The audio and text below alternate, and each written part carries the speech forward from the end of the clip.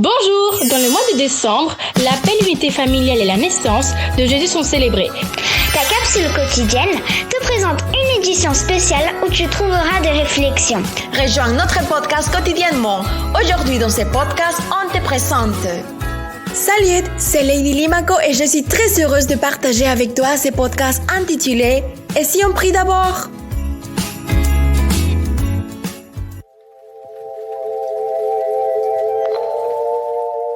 Oui, moi aussi, je suis fâchée. Marcher dans la rue en pensant que je pourrais être victime d'un vol ou d'un harcèlement me rend incertain de la société dans laquelle nous vivons.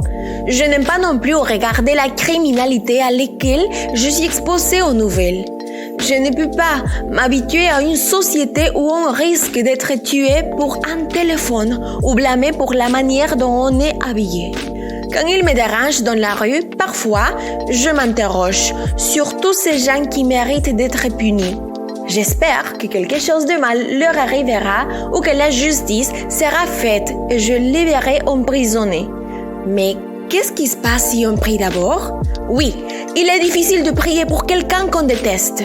Il est difficile de prier pour tous ces criminels, pour toutes ces personnes irrespectueuses. Et nous, on ne peut pas imaginer qu'ils méritent l'amour. Mais si nous ne le faisons pas, qui le fera? Le patriarche Abraham, connu comme l'ami de Dieu, nous laisse un grand enseignement dans Genèse 18 sur la façon dont nous devrions prier pour ces gens. Maintenant, nous luttons pour une société plus juste. On ne veut pas vivre dans une société où votre richesse définit le nombre d'années que vous passerez en prison. On lutte contre l'injustice. Mais les combats ne nous seront pas très utiles si nous ne prions pas d'abord. En priant, non seulement nous donnons à Dieu ce que nous ne pouvons pas changer seuls, mais on obtient la paix et nous démontrons aussi l'amour qu'il donne.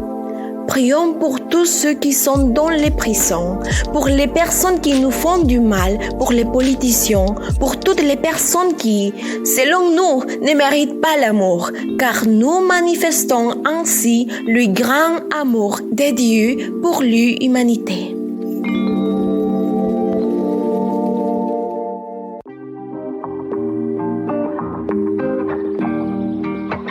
Je vous souhaite une très belle journée et Dieu vous bénisse. À la prochaine, mes amis.